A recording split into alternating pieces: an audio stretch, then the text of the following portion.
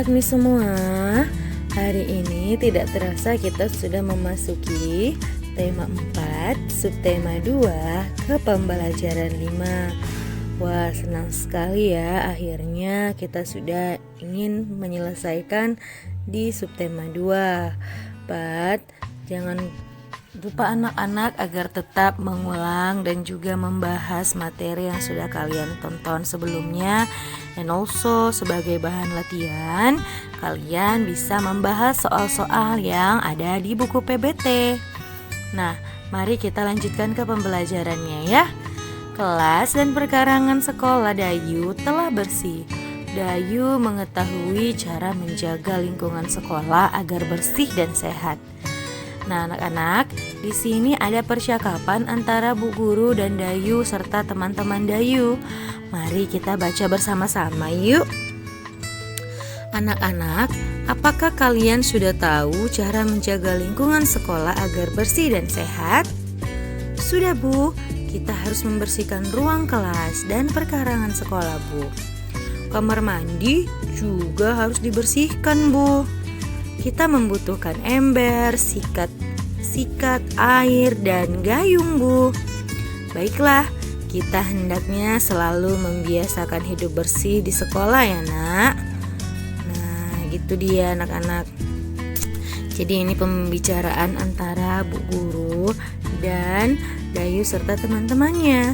Bu Guru menanyakan bagaimana cara membuat lingkungan yang bersih dan sehat. Jadi beberapa alat yang dibutuhkan sudah disebutkan Siti. Sebaiknya kita tetap menjaga hidup sehat ya anak-anak. Nah, jadi apa isi percakapan Ibu Guru, Dayu dan teman-temannya tadi? Ya, mereka membicarakan cara menjaga lingkungan sekolah agar bersih dan sehat.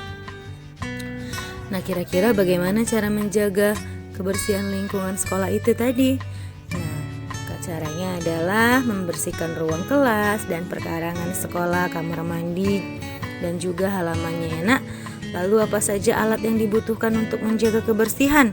Tadi sudah disebutkan Siti, ada ember, sikat, air, dan gayung. Kemudian, bagaimana pendapatmu dengan isi percakapan Bu Guru, Dayu, dan teman-teman tadi anak-anak? Nah, jadi bagus ya kan? Kita jadi tahu cara untuk menjaga kebersihan sekolah nih. Jika kamar mandi sekolahmu kotor, apa yang kamu lakukan? Nah, jadi yang kita lakukan adalah tentu saja segera membersihkannya ya kan anak-anak, agar tidak bau serta lantai kamar mandi menjadi licin. Jadi ketika kita melihat kamar mandi sekolah kotor, nah bolehlah kita siram untuk membersihkannya. Ya kan? Nah, temukan kata yang dibentuk pada tabel dengan makna berikut. Nah, anak-anak sudah diberikan makna katanya di number 1, 2, and also 3. Tugas kita adalah mencari jawaban dari kotak dan huruf yang sudah diberikan. Oke, contohnya yang pertama, wadah yang diberi tangkai untuk mengambil air. Nah, jawabannya adalah gayung. Bagaimana dengan number 2? Tempat air berbentuk tabung. Iya, jawabannya ember. Number 3, pembersih yang dibuat dari bulu dan diberi dasar tempat berpegangan. Nah, siapa yang tahu anak-anak alat apa yang digunakan untuk membersihkan dan dibuat dari bulu dan kasar? Iya, ada sikat ya kan? Oke, kita lanjutkan ke halaman berikutnya. Nah, cara membaca kelas agar bersih. Mari kita baca teksnya bersama-sama ya anak-anak. Banyak cara yang dapat dilakukan untuk menjaga kelas agar bersih.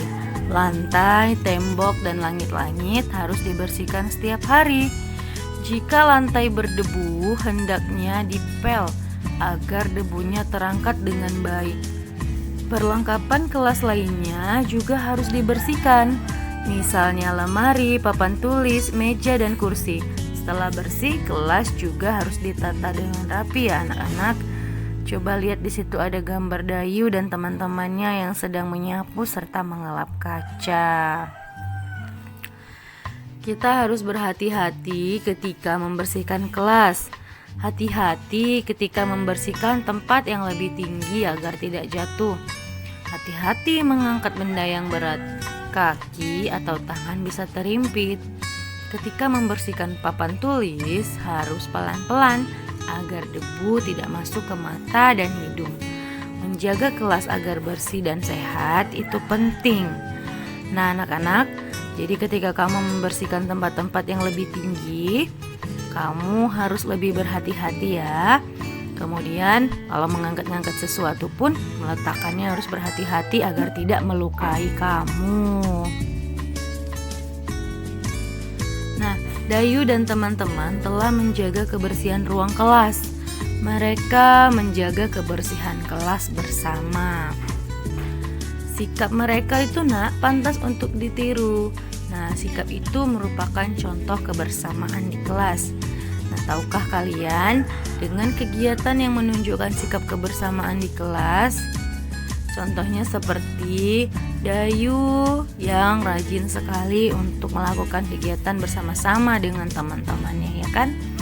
Apa saja kegiatan yang dilakukan Dayu? Contohnya menari bersama, kemudian belajar kelompok, lalu bermain bersama di halaman sekolah. Nah, jadi melakukan kegiatan bersama-sama dengan teman-teman di kelas merupakan contoh kegiatan yang baik ya anak-anak. Karena apa? Kebersamaan di dalam kelas tuh harus kita jaga agar persatuan kita bisa lebih erat. Nah, sikap apa saja yang harus dimiliki agar dapat terwujud kebersamaan di kelas?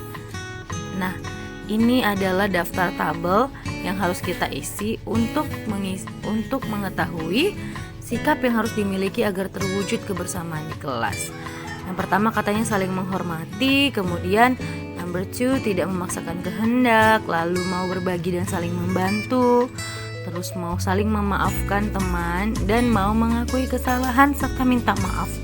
Pasti kalau kita melakukan sikap itu, kebersamaan di kelas pun pasti akan terwujud. Nah, kata Dayu, aku dan teman-teman selalu hidup rukun di kelas. Kami sering belajar kelompok, menari, dan bermain peran bersama. Baiklah anak-anak, itu tadi mengenai pembelajaran kita tema 4, subtema 2, pembelajaran 5 mengenai hidup bersih dan sehat di sekolah. Kita akan melanjutkan ke pembelajaran 6 ya anak-anak. Semangat! Nah anak-anak, kita melanjutkan ke tema 4, subtema 2, pembelajaran 6-nya. Dan setelah tadi kita melihat dan menonton pembelajaran 5, kita akan melanjutkan ke pembelajaran 6. Miss Eka harap anak-anak Miss Eka semua tetap semangat dalam mengikuti pembelajarannya. And I'll remind you, don't forget to fill the commenter column with your name, oke? Jangan lupa isi kolom komentarnya dengan nama kalian sebagai absensi hari ini. Nah, mari kita baca bersama-sama anak-anak mengenai Sekolah Adiwiyata. Sekolah Adiwiyata merupakan salah satu contoh lingkungan sekolah yang bersih.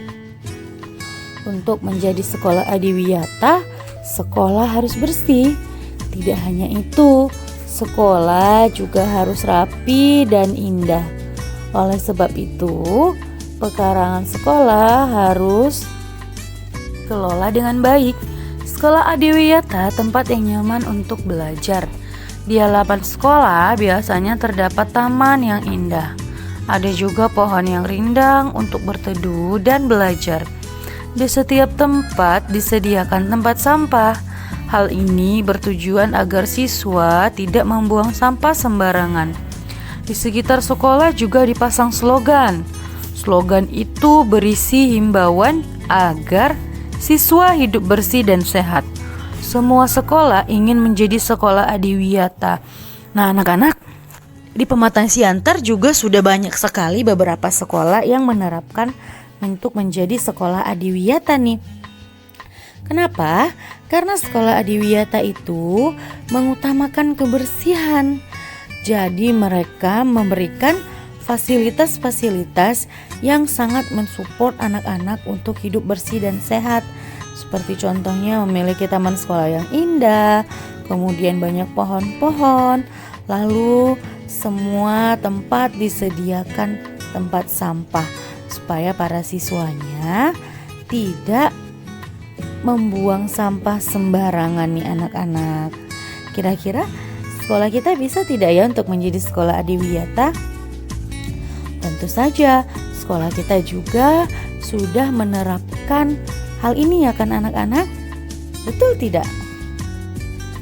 Nah, cara menjaga kebersihan pekarangan sekolah. Nah, berikut ini adalah cara untuk menjaga kebersihan pekarangan sekolah.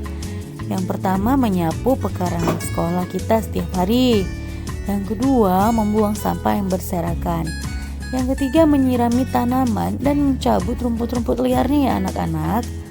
Lalu yang keempat, membersihkan selokan atau got-got agar tidak tergenang atau mampet. Ya kan? Nah, begitu cara menjaga kebersihan sekolah anak-anak. Semua warga sekolah bertanggung jawab menjaga kebersihan. Semua warga sekolah harus menunjukkan sikap hidup dalam kebersamaan ya anak-anak. Jadi kebersihan sekolah tanggung jawab semua warga sekolah. Hidup dalam kebersamaan merupakan wujud dari persatuan. Hidup dalam kebersamaan itu banyak manfaatnya. Sebaliknya, tidak hidup dalam kebersamaan juga ada akibat buruknya nih anak-anak. Jadi, mari kita isi mengenai manfaat atau akibat tidak ada persatuan di sekolah nih. Yuk kita isi sama-sama apa manfaat hidup dalam persatuan di sekolah. Tentu saja tercipta persatuan dan kesatuan, ya kan? Kedua, pekerjaan menjadi lebih ringan. Ketiga, mempererat persaudaraan. Dan tentu saja kalau kita menjaga persatuan, kita akan memiliki banyak teman ya anak-anak. Sementara kalau tidak mempunyai persatuan, pasti terjadi pertengkaran, pekerjaan akan lebih berat, timbul permusuhan, dan tentu saja kita tidak memiliki banyak teman. Pastinya kita lebih memilih untuk mendapatkan manfaat dari punya persatuan di sekolah kan? Nah anak-anak, ketika bergotong royong, kami mengangkat meja bersama, kata si Dayu. Nah, apakah kalian pernah bekerja sama dengan teman kalian? Pasti pernah ya anak-anak. Anak-anak, persegi panjang dapat dibentuk menjadi pola tertentu. Persegi panjang membentuk pola dengan bangun datar lainnya. Nah, seperti yang kita pelajari kemarin tentang bangun datar, persegi panjang itu anak-anak masuk ke dalam segi 4, yaitu memiliki 4 sisi, 4 sudut serta 4 titik sudut ya anak-anak. Nah, mari kita amati pola berikut ini anak-anak. Nah, ada persegi panjang dan ada segi 5 nih anak-anak. Lalu kalau sudah seperti ini polanya, kita pasti bisa mengikuti pola berikutnya. Ada persegi panjang, segi 5, persegi panjang, segi 5, persegi panjang, dan segi 5. Tentu saja otomatis yang di sebelah segi 5 adalah persegi panjang lagi. Kita amati pola di bawahnya. Ada 2 persegi panjang, 1 segi 5. 2 persegi panjang, 1 segi 5. Berarti di sebelah 2 persegi panjang akan ada 1 segi 5. Nah, kita lihat ke pola berikutnya. Ada 1 persegi panjang dan 2 segi 5. 1 persegi panjang, 2 segi 5. Maka setelah 1 persegi panjang itu tentu saja akan ada 2 segi 5. Nah, begitu polanya anak-anak. Kita coba ke pola berikutnya. Ada 1 persegi, 1 segi 5 dan 1 segi 6. 1 persegi, 1 segi 5 dan 1 segi 6. Berarti setelah persegi ada gambar segi 5 dan juga gambar apa anak-anak? Ya benar, ada gambar segi 6. Jadi kita ikuti saja pola sebelumnya agar bisa mengetahui pola berikutnya. Kita coba lagi anak-anak. Ada 1 segi 5, 2 segi 6, dan 1 persegi. Lanjut, 1 segi 5, 2 segi 6, dan 1 persegi. Berarti setelah persegi ini dapat kita simpulkan akan ada bangun datar apa anak-anak? Iya, tentu saja bangun datar segi 5. Nah, berarti setelah segi 5 itu ada segi 6. Wah, mudah sekali ya anak-anak. Next, ada trapesium, ada jajaran genjang. Kemudian jajaran genjang lagi, lalu trapesium. Kita lihat pola akhirnya. Loh, ada kosong lalu ada 2 jajaran genjang. Berarti kita bisa simpulkan bahwa setelah trapesium ada berapa jajaran genjang anak-anak? Ya, karena di belakang ada 2 jajaran genjang dan 1 tempat kosong. Yang di pola sebelumnya dia berisi jajaran genjang setelah trapesium. Maka dapat kita simpulkan bahwa di tengah adalah jajaran genjang, ya kan? Lalu lihat di samping trapesium ada apa? Di samping trapesium pun ada jajaran genjang. Nah, supaya bisa menyelesaikan soal bentuk seperti ini, anak-anak harus lebih teliti, ya kan? Alright then, that's all about our subtema 2, pembelajaran 6 dari tema 4 kita hari ini. Miss Eka berharap anak-anak Miss dapat memahami dan mengerti tentang pembelajaran kita hari ini.